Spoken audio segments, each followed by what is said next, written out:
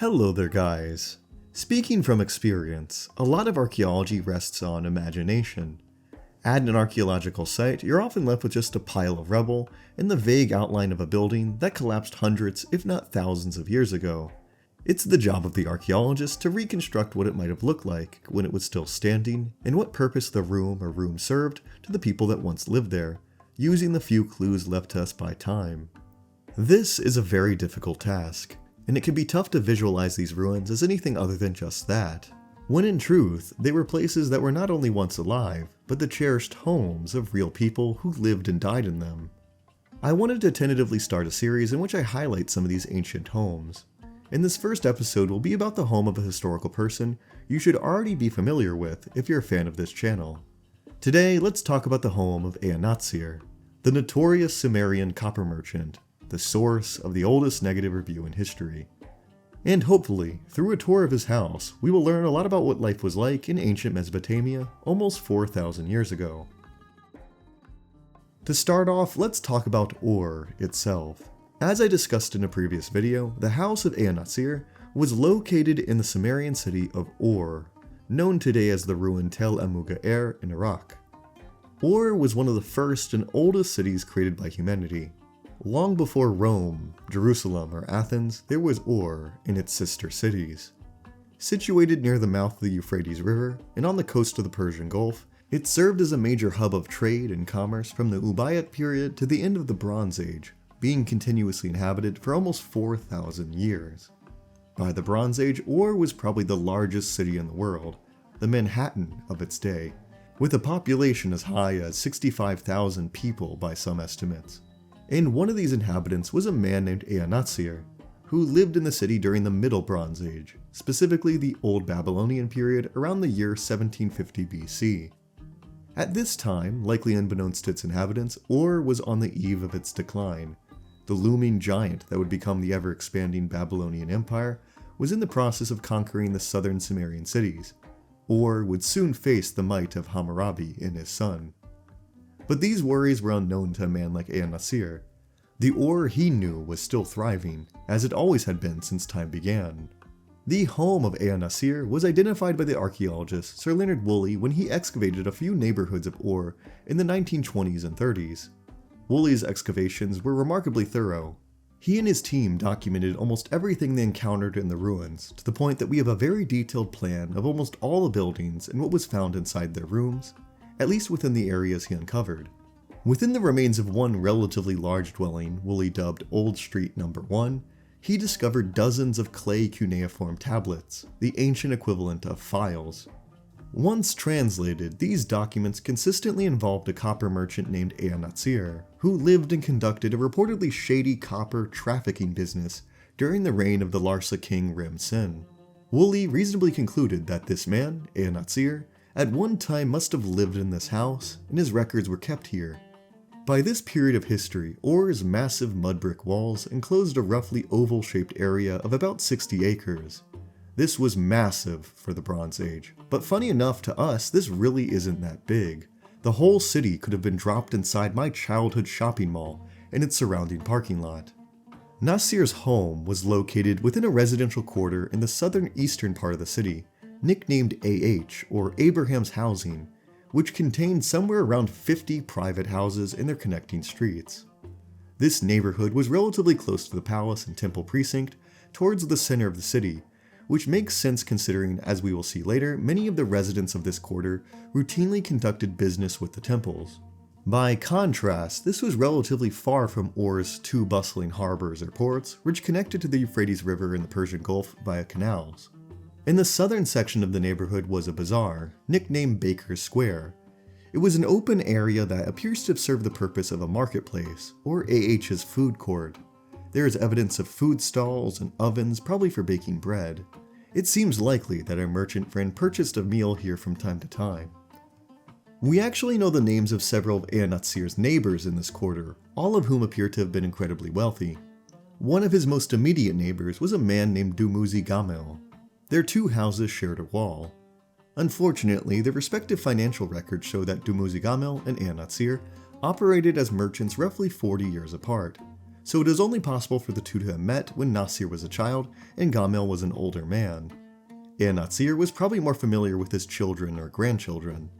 While Nasir trafficked copper, the older Dumuzi Gamel dealt with silver, bread, and wool. He did not create the bread or wool himself, but was contracted by the palace and temple to provide them with these goods as a middleman, and for this role he was paid in silver.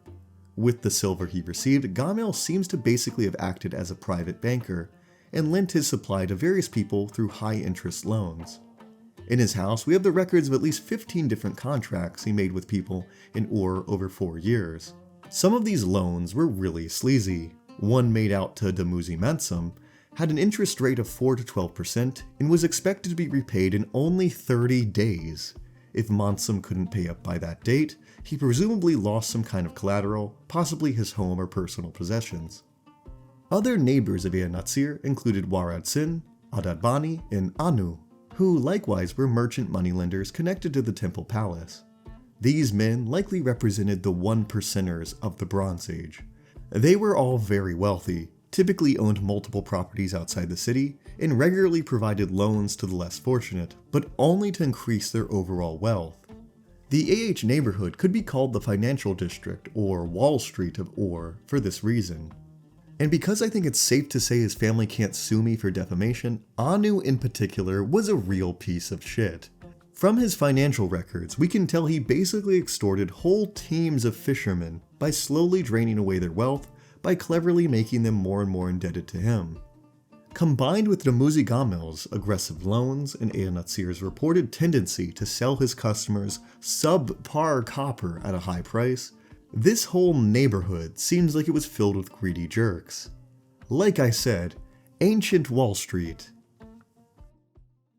Dropping down into the city proper, Ur was almost entirely made of mud brick, a readily available building material in Mesopotamia that was easy to repair.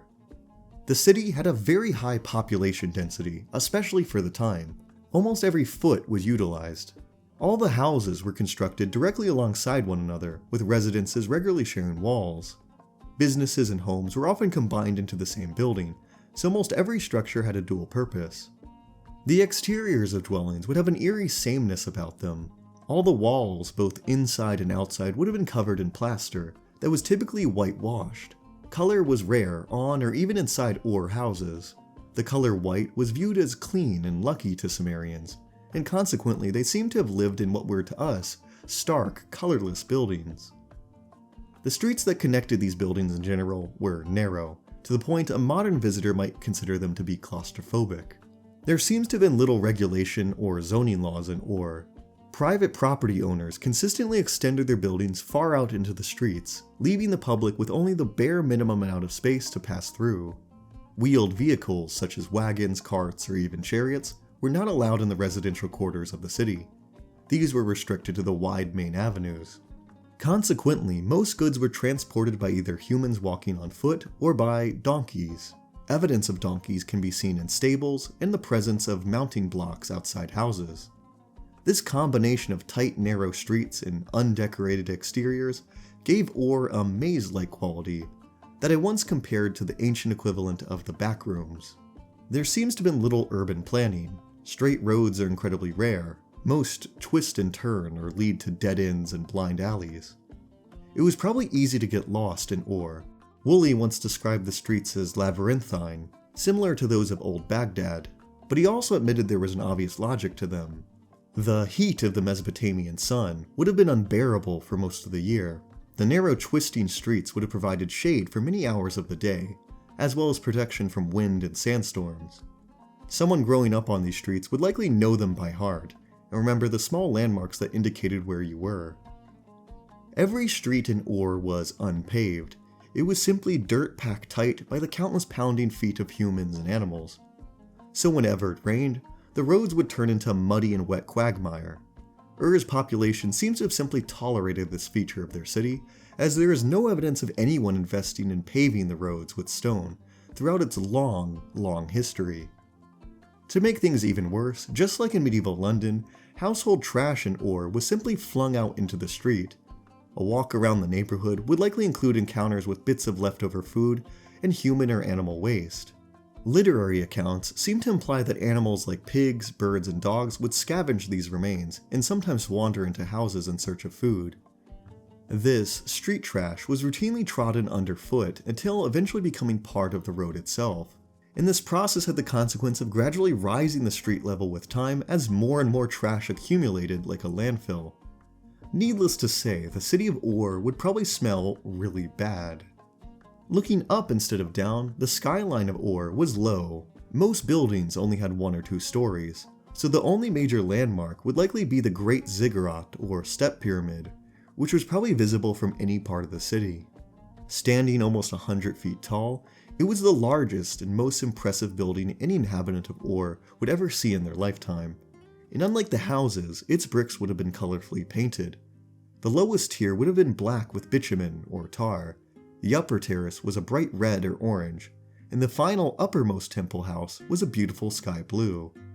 A man like Ea-Nasir, on his daily commute, might gaze up at the ziggurat towering above the houses and use it to orientate himself in the city, like the ancient equivalent of the Empire State Building, between avoiding bumbling into piles of garbage, of course. Moving on to Ea-Nasir's house itself, while I was conducting the research for this video, I realized that Leonard Woolley's excavation notes were so detailed that I decided to recreate a 1-to-1 scale recreation of the building that I could walk around inside, and of course I used Minecraft for this. Private dwellings in the city of Ur, and Mesopotamian cities in general, simultaneously possessed a lot and very little variation. Their size and shape could vary greatly, but their general layout was remarkably similar. Ea-Nasir's home, Old Street No. 1, more or less reflected this standard. Now, when talking about any house in Ur, it's important to recognize that the excavation notes are only seeing a building at a specific moment in time. The archaeological evidence shows us that the houses in Ur were frequently remodeled. Walls were knocked down or put up, and rooms were sold off or purchased from other dwellings. In the case of Ea-Nasir's home, it seems that either during or after his life, his home shrunk in size. Several rooms in the eastern part of the house were walled up and sold to neighbors in house number 7 on Church Lane. So the original building was likely slightly larger at some point. By the way, keep in mind all these street names and house numbers are a modern invention by Sir Leonard Woolley, and not what they would have been actually called. In any case, the house of Ea-Nasir at the time it was buried occupied a footprint of about 160 square meters, or about 1,700 square feet, including the private alleyway that led to the entrance of the house. For comparison, my current 1-bedroom, 1-bathroom apartment has a square footage of 680 square feet. However, for Ea-Nasir, this was just the first floor, the only floor that survives in the archaeological record. We know from one room that there was a stairwell to a second floor. And because of the limitations of architecture at the time, this theoretical second floor would likely have the same layout as the first, minus the alleyways and courtyard. So, Ea-Nasir's total square footage was doubled to around 3,300 square feet. And to top it all off, this also probably included a flat, ladder-accessible roof. This size made Ea-Nasir's home far above the average for the time period. Though not the largest house in Ur, it was a mansion by Mesopotamian standards. It's unclear how many people shared this house. People in Mesopotamia lived in fairly close quarters. A standard home would have housed at least the extended family, 2 parents, their children, the paternal grandparents, and maybe even other relatives. A man as wealthy as Ea-Nasir might even have his own live-in house slaves. So this could have amounted to somewhere between 5 to 10 people, which seems pretty tight to a modern Western audience, but in ancient times was pretty normal. There would have been little privacy for anyone, and this dense housing often forced a lot of people to spend much more time outside in public areas. Okay, finally onto our Minecraft house tour. We'll start from the outside working in. The Ea-Nasir house itself had 2 entrances, one in the west coming off of Old Street, and one in the north coming off of Church Lane. The Old Street entrance connected to a lobby and seems to have been the primary entrance for guests, while the Church Lane entrance opened directly to the kitchen and may have been intended for servants or slaves running errands. Walking up to the house, the first thing you'll notice is that there were no windows on the first floor. This was done for 2 reasons, to keep out dust from the street, and for safety. Windows were an easy way for thieves or worse to enter a home, so consequently windows to the outside, if at all, were reserved for the second floor and were typically kept small. This meant that most interior rooms of the house were relatively dim even in daytime. The problem of lighting was largely solved by a feature of the house we will see in a minute. Entering through the old street entrance, the threshold of Ur houses was always a step up from the outside street level. This was to prevent flooding into the house. However, as stated before, the street level gradually rose with the accumulation of trash. This meant that this step had to be periodically updated with new blocks being stacked on top of the old ones. In a city as old as Ur, this process really built up. In some of the worst examples, there could be 6 whole steps leading down to the original house floor, which at one point used to be above street level. Stepping up into the house, visitors would enter through a lobby area, room number 1. In this lobby was typically a water bowl and stand. Visitors were expected to take off their sandals and ritually wash their hands and feet before entering any further. If Ea-Nasir was particularly pious, against the jamb of the inner door would have been a terracotta mask of the fierce canine or lion-headed god Pazuzu, which would protect the house against the southwestern wind, which was thought to bring fever into a home. Walking through this doorway, the most impressive part of the house would have welcomed you, room number 2, the central courtyard. Open to the sky in the second floor, the courtyard was likely a pleasant and bright place in the house, and where most business may have been conducted. It had the benefit of providing natural light to many of the interior rooms of the house. Its design was one that would be repeated thousands of years into the future in Roman and Greek houses, which usually shared the central courtyard plan. The room would have had a paved brick floor that sloped down towards the center, where there was a drain. This carried any rainwater away into the street. Like a modern solarium, these courtyards seem to have been decorated with vases and pots containing flowers, and there is some evidence that there may have been some sparing use of color painted on the walls. All the rooms of the house split off from the courtyard. In Ea-Nasir's house, to the right were rooms 5 and 6. These rooms were what Woolley dubbed private chapels. They were special rooms with religious and personal significance.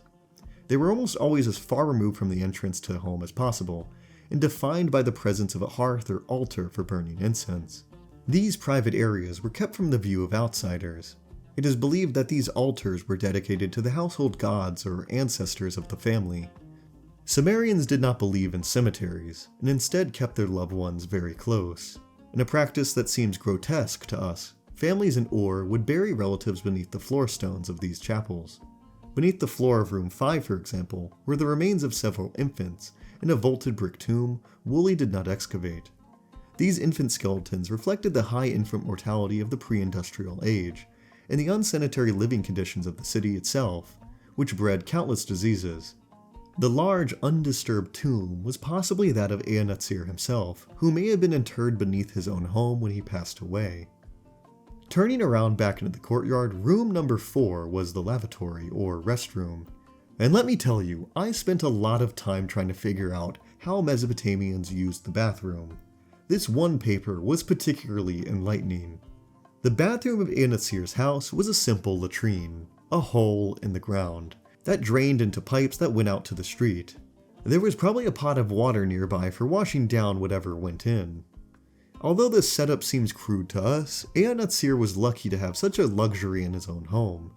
Less than half of all the houses in Ur had bathrooms or plumbing of any kind. For most inhabitants, particularly the poor, they relied on portable containers or chamber pots, dug kissi, literally translated to piss pots in Sumerian, that were manually carried and dumped out into the street. We also hear of public restrooms called fart houses.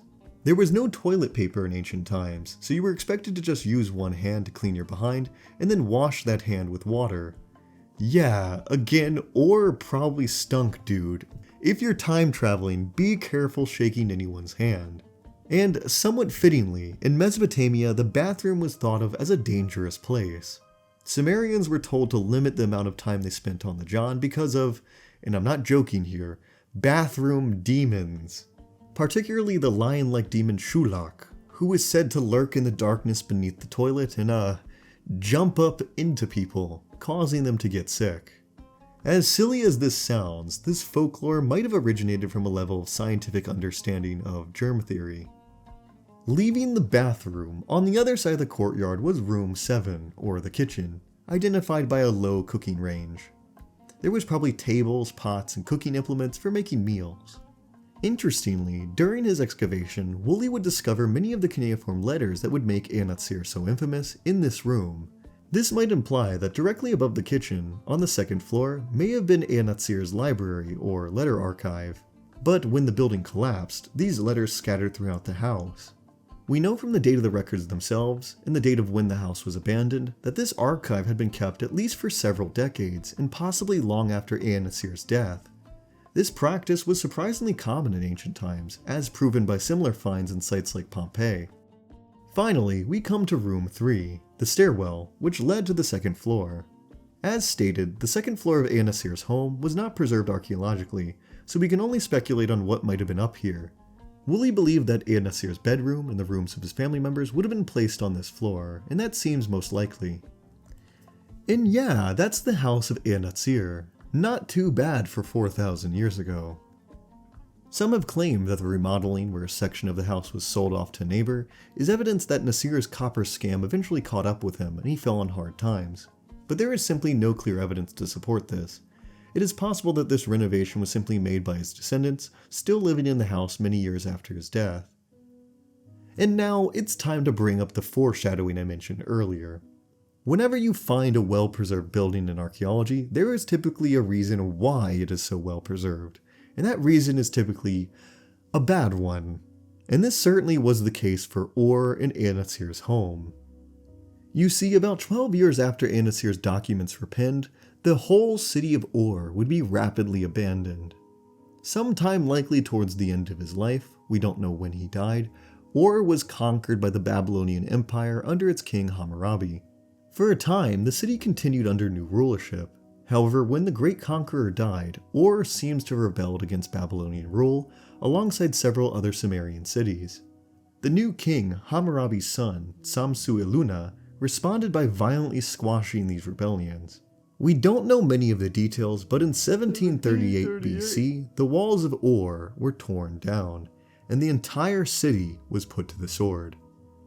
Samsu-iluna showed no mercy. Archaeological evidence shows that the temple was destroyed by a fire and pillaged of all its valuables. Ea-Nasir was probably an older man by this date and may have already passed away.